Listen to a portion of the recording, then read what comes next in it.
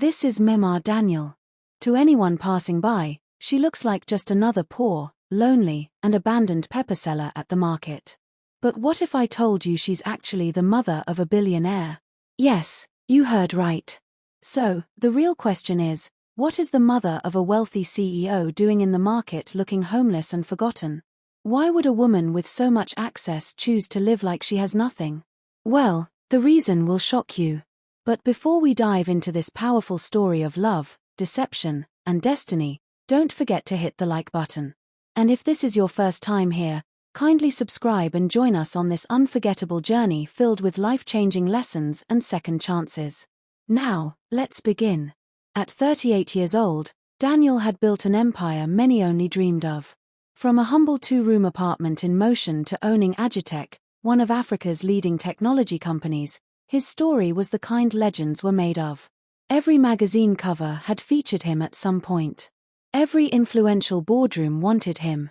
His face was plastered across billboards in Lagos, London, and even New York. He had money. He had fame. He had power, but not love.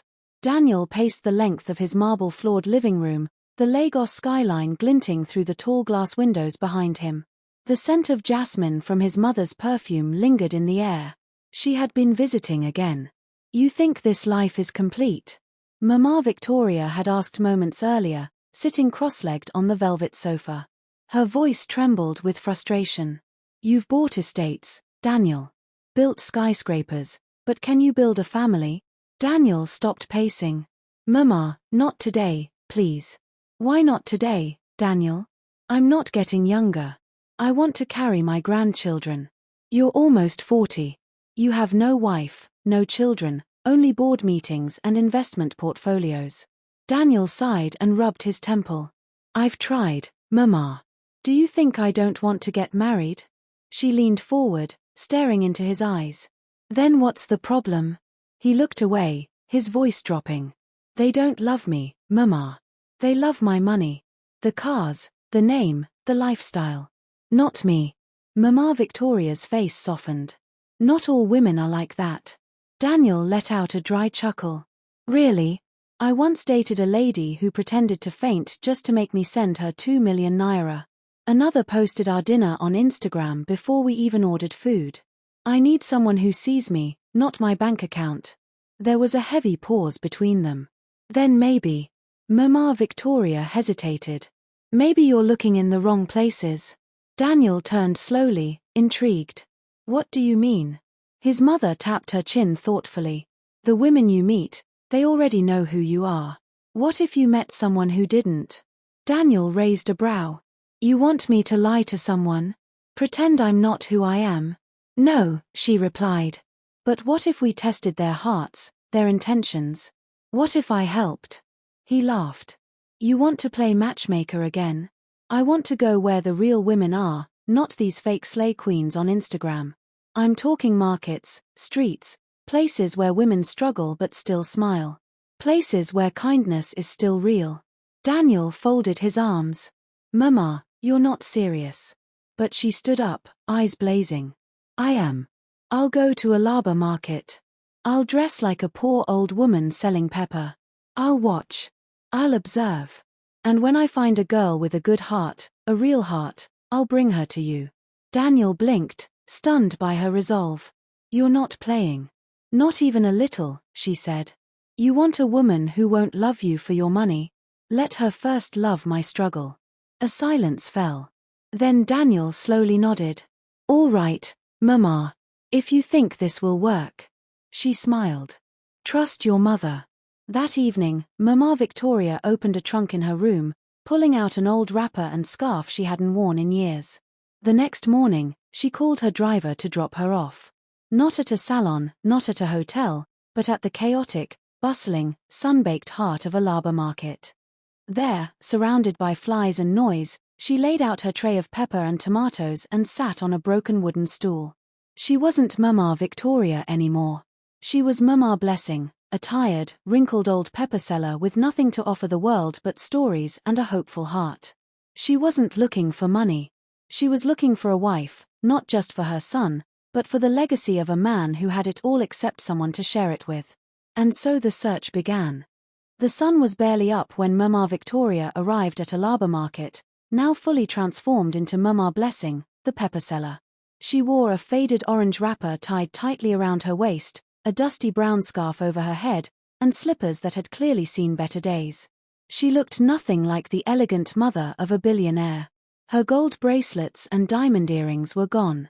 In their place was a plastic bowl, a torn umbrella, and a cracked stool. She squeezed into a corner between two rows of traders. Her tray of pepper and tomatoes laid out on a rickety wooden table. No one paid her any mind. She had become invisible, and that was exactly what she wanted. The market came alive with shouts, haggles, and the smell of roasted corn and sweat. Mama Blessing watched closely. She had no intention of selling anything. Her goal was simple: observe the women. 4 days, she tested them. When her sachet of water fell, many stepped over it. When she groaned in pain, some women rolled their eyes. Some mocked her stall, calling it local and unworthy of their attention. One woman even whispered to her friend, "She's probably just one of those dirty old women waiting to die." Mama Blessing said nothing, but she remembered. Until one Tuesday afternoon, Grace arrived. She was a petite, dark-skinned girl with a soft voice and calloused hands. She sold crayfish and okra, her table just 2 stalls away. Her clothes were simple, a washed-out purple dress and a scarf that looked like it had been ironed with a stone. Yet, there was something striking about her, a quiet dignity. "Mama," Grace called gently that day, walking over with a small sachet of water. "You've not had anything to drink." "I'm okay, my child," Mama Blessing replied weakly. But Grace wasn't convinced. "It's hot. Please take it. And here, I bought these for you." She handed her 2 paracetamol tablets in a small paper wrap. "You were holding your back yesterday. I hope you're not sick." Mama Blessing stared at her, startled. "Why would you do this?" she asked. Grace smiled. "Because you remind me of my mother." A lump formed in Mama Blessing's throat. "Where is your mother now?" Grace's face fell. "Dead. Both of them. My parents. I lost them when I was 12. It's just me now." She looked away quickly, trying not to get emotional, but Mama Blessing noticed how she wiped her eyes when she turned. Over the following days, Grace continued her kindness, not for show, not for attention. She would sit beside Mama Blessing and help her sort her pepper. She would sweep around her stall and even help chase off stubborn customers who tried to cheat her. But what struck Mama Blessing the most was what Grace did in silence. When a neighbor accused Mama Blessing of stealing groundnut oil, Grace defended her. When she overheard market women laughing at how dirty the old woman looked, Grace scolded them. "She's a human being," she said boldly. "Do you know what she's been through? You should be ashamed." That day, Mama Blessing cried in her corner. She knew she had found her, but she wasn't done testing yet. One day, she pretended to collapse near her stall. She groaned and clutched her chest. While most women watched from a distance or walked away saying, "This is how they fake heart attack to collect money," only Grace ran to her side. "Mama, Mama, talk to me." She grabbed a cab, paid from her own little profit, and rushed Mama Blessing to a local clinic. She stayed there for 4 hours, holding her hand, fanning her, and praying quietly. Even when the nurse asked, "Is she your grandmother?" Grace only smiled and said, "She's family." When they returned to the market that evening, Mama Blessing sat in silence, watching the girl who had wiped her sweat and given her strength. She cleared her throat. "Grace, let me ask you something strange." "Anything, Mama." "Would you ever marry a man who has nothing? No car, no house, just dreams and quiet hands." Grace looked at her. "If he is calm, respectful, and hardworking, yes. I don't need a rich man, Mama. I need a good man. Someone we can build life together." Mama Blessing smiled. That night, she removed her headscarf and placed it on the table of her mansion where she hadn't been in a week. She picked up her phone and dialed her son. "Daniel, I found her."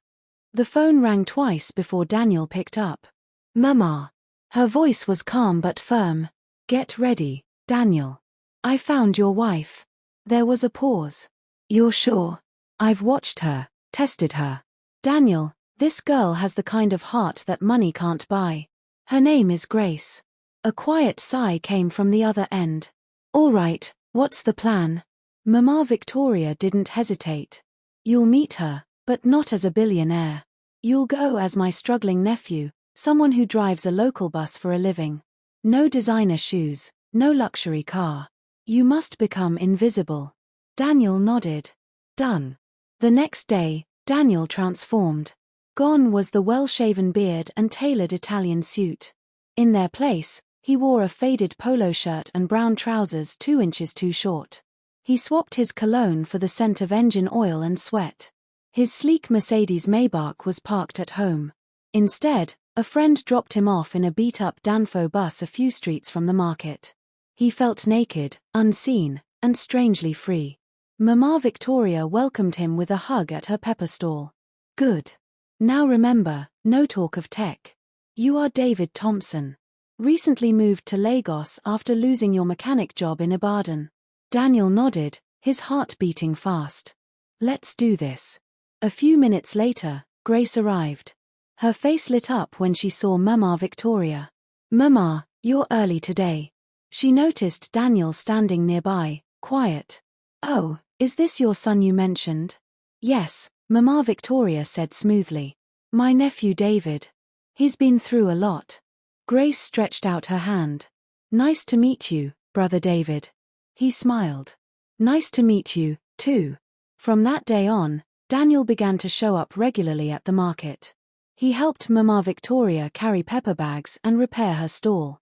Sometimes he'd pretend to be job hunting. Other times he would say he had just finished a long shift as a keek driver. All the while Grace treated him with kindness, curiosity, and respect. She never laughed at his torn sandals. She never questioned his lack of money. Instead, she shared her roasted groundnuts with him, joked about her dreams of owning a big food store one day, and listened patiently when he talked about struggles. One rainy afternoon, as they sheltered beneath a leaking umbrella, Daniel asked her gently, "What would you do if life suddenly gave you everything you ever wanted?" She smiled. "I'd still sell crayfish, but maybe from a proper shop, and I'd help other orphans, too." He was stunned. Other orphans? She nodded. Yes, I was one. Still am. No parents, no siblings. Life's been hard, but God has kept me. There was no bitterness in her voice, just quiet strength. That night, Daniel couldn't sleep. He lay on his king-sized bed, staring at the ceiling of his penthouse, thinking about the girl who had just declared without a hint of shame that she would marry a poor man and build life from scratch. He called his mother. She's different, Mama. She listens when I talk. She doesn't pity me. She respects me. Even when I told her I was just a bus driver, she said, "At least you're working." Who says that in this Lagos? Mama Victoria laughed softly. I told you some women still have heart. Then let's move forward, Daniel said. Fix the meeting. I want to ask her to marry me. But she still thinks you're poor, Daniel. I know. That's the beauty of it. I want her to say yes to the man I pretended to be. A few days later, Mama Victoria invited Grace to her small rented room in Sarulea, the one she used for the disguise. Grace arrived with palm oil and some fresh bitter leaf. My daughter, Mama Victoria said warmly. I have something to ask you. Grace sat concerned. Hope no problem, Mama. Mama Victoria took her hands. Would you consider marrying my nephew David? Grace's eyes widened. Me? Yes, you. He has nothing, but he has a good heart. Would you be willing to build with a man like that? Grace smiled slowly. Mama, if he treats me right and has peace in his spirit, then yes, we'll build brick by brick. That was all Mama Victoria needed to hear. The next call she made was to her son. She said yes, Daniel. He grinned on the phone. Then it's time. The wedding date was fixed in a hurry, just 2 weeks after Grace's quiet acceptance. She didn't understand why Mama Victoria was so eager. Mama, shouldn't we plan more, tell friends, invite people? Mama Victoria smiled mysteriously. My daughter, sometimes when destiny knocks, you don't ask it to wait. Grace agreed, even though she was confused. She had imagined something small, A backyard celebration maybe, a borrowed gown, too. Just her, David, and a pastor. But what unfolded on the wedding day shattered everything she thought she knew. That morning, she woke in her small one-room apartment to loud honking outside. Still in her wrapper and hairnet, she stepped out only to freeze. A long black stretch limousine waited in front of her compound, followed by a convoy of SUVs, escort vehicles, and a luxury van that had the emblem Royal Events Abuja Lagos painted across the side. Uniformed men stepped out and opened the door for her. "Good morning, madam. We're here to take you for your bridal preparations." She blinked. "I think you have the wrong person." "No, madam. Are you Miss Grace Johnson?" "Yes." "Then we are in the right place." Before she could argue, one of the women opened a case filled with jewelry and makeup kits. Another woman unzipped a long white designer wedding gown that shimmered under the morning sun. Grace gasped. "Wait, what's happening? This can't be my wedding." Then Mima Victoria stepped out of one of the vehicles. Gone was the scarf and pepper seller attire. She now wore a regal purple lace gown, Jill perfectly tied, gold bracelets stacked on her wrist. "Mama." Mama Victoria smiled, her eyes moist with emotion. "It's time, my daughter. Let the world see the queen you are." Grace was speechless. She was gently ushered into the limousine, her small hands clutching the seat as they drove through central Lagos. Police outriders cleared the road. People stared, cars stopped, children waved. Her heart pounded. They arrived at a five-star hotel transformed into a garden paradise. Orchids and white roses draped every arch. A red carpet stretched from the main gate to a golden stage surrounded by photographers. Governors, celebrities, business moguls, and foreign diplomats filled the chairs. "Whose wedding is this?" Grace whispered. A woman beside her answered. "The wedding of billionaire tech mogul Daniel Thompson." Grace nearly collapsed. "No," she said under her breath. "That can't be my David. He's just a bus driver, a mechanic." At that moment, the music changed and Daniel stepped out. He wasn't wearing his dusty shirt or worn-out sandals. He walked confidently down the carpet in a tailored white tuxedo, his beard freshly shaped, his wristwatch glinting under the sun. Cameras flashed. The crowd rose to their feet. Grace stood frozen, trembling as he approached. "Grace," he said softly, "I have something to confess." She swallowed hard, heart pounding in her ears. "I'm not a bus driver. I never was. I'm Daniel Thompson, CEO of TechVision. This wedding, all of this is real. It's mine. But I needed to know. Could someone love me without all this? Could someone say yes to the man behind the billions?" Tears streamed down her face. "You lied to me. I tested you," he said, stepping closer. "And you passed. You loved when there was no reason to. You served without expecting anything. You saw my mother and treated her like gold when you thought she had nothing. You are the kind of woman I prayed for, and now I want to give you everything." She couldn't speak. "Will you still marry me, Grace?" he asked, kneeling before her in front of the entire nation. Her knees gave out as she dropped beside him, laughing, crying, overwhelmed. "Yes, yes, I'll marry you, Daniel. Whether you're a billionaire or a bus driver." The crowd erupted in thunderous applause. That afternoon, they said their vows under the sun before the most powerful guests in the land. But to Grace, the only thing that mattered was the look in Daniel's eyes. He had found his treasure and she had found home. The wedding was over, but the shock was just beginning for Grace. She sat in the back of a private jet for the first time in her life, fingers clutching the armrest as the aircraft lifted into the clouds. Her designer white gown had been swapped for a cream-colored luxury travel dress custom made for her by a Parisian label. Across from her sat Daniel, smiling, holding her hand. She kept looking at him and then out the window and then at her own reflection in the mirror. "This doesn't feel real," she whispered. Daniel chuckled. "It's very real, Grace. And it's only just the beginning." He turned her hand gently. This hand once used to sell crayfish in Alaba now wears a ring worth more than the entire market. She looked down at the diamond ring sparkling on her finger and felt the tears rise again. "Daniel, I don't deserve all this. You deserve even more, he replied. Their honeymoon in Dubai was nothing short of a fairy tale. They stayed at the Burj Al Arab, a 7-star hotel that looked like a sail floating above the sea. Staff greeted Grace as Madam Thompson. Limousines carried them to private yacht dinners, camel rides in the desert, and rooftop breakfast under the morning sun. But the one thing that shocked Daniel was Grace didn't change. She still greeted every cleaner and waitress with respect. She gave generous tips to drivers and housekeepers, often double what Daniel would have given. She cried while watching a little girl on the street dance for coins and handed the child her own gold bracelet. Daniel pulled her aside. Do you know how rare you are? Grace smiled. I'm just me. You can take me out of the market, but I'll never forget where I came from. He kissed her forehead gently.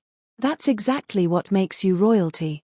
One night during dinner at a rooftop overlooking the city lights, Daniel grew quiet. I have something to confess again, he said softly. Grace looked up. What is it? I was scared when I met you. Scared that even you would change once you found out the truth. That you would start demanding, start acting like you were owed something. Grace reached out and held his hand. The only thing I ever wanted was to feel safe, to belong. And you gave me that, even in disguise. He nodded. And now you belong everywhere I go. Every door I open, you walk through it. Every table I sit at, your seat is next to mine. You are not my wife behind closed doors. You are my wife in every boardroom, every banquet, every palace. Grace's eyes watered. She had once slept on a mat on the floor of a one-room apartment using her own wrappers as pillows. She had once cried herself to sleep because she couldn't afford paracetamol. She had begged, hustled, sold crayfish under the sun just to survive. And now she was the wife of a billionaire, not because she was beautiful, not because she chased him, but because she was kind. Back in Lagos, the welcome was royal. At the gate of the Thompson family mansion, journalists had gathered with cameras. Headlines flooded the internet. Mystery bride of Daniel Thompson revealed. From market to mansion, the woman who won the billionaire's heart. Daniel marries humble pepper seller's friend. But inside the mansion, far from the flashing lights, Mama Victoria was waiting at the entrance, arms wide open. My daughter, she whispered, embracing Grace tightly. Grace broke into tears. Mama, you changed my life. Mama Victoria held her face. No, my child, you changed ours. She turned to the staff in the compound. This is your new madam. But more than that, she's proof that goodness still exists. And so Grace began a new chapter. Not as an orphan, not as a market girl, but as a queen with a legacy. She started a foundation for street girls, naming it the Grace Hope Initiative. She returned to Alaba Market to surprise the women who once mocked her and gave one of them a loan to start her own store. When someone asked her in an interview, "What's your greatest lesson in all of this?" she smiled. Kindness has a voice and one day it will speak for you. Louder than money, louder than titles. It's not where you come from, it's who you choose to be. Moral of the story: true beauty lies not in wealth, appearance, or status, but in the kindness of a person's heart. Grace had nothing. No family, no money, no status. Yet she gave all she had: love, compassion, and dignity. And in return, life gave her everything she never imagined. This story reminds us that the world may overlook the humble, but destiny never forgets them. Kindness is a seed planted in secret, but when it blooms, it brings a harvest greater than gold. Love built on truth, tested by humility, and rooted in compassion will always stand. I hope you enjoyed this story. Please share your thoughts and tell us what you learned in the comment box. We would love to read them. And guess what? There is another powerful story coming up in a few days. So, please subscribe to this channel and turn on your notifications bell. Don't forget to hit the like button and share with your family and friends. Thank you so much for watching.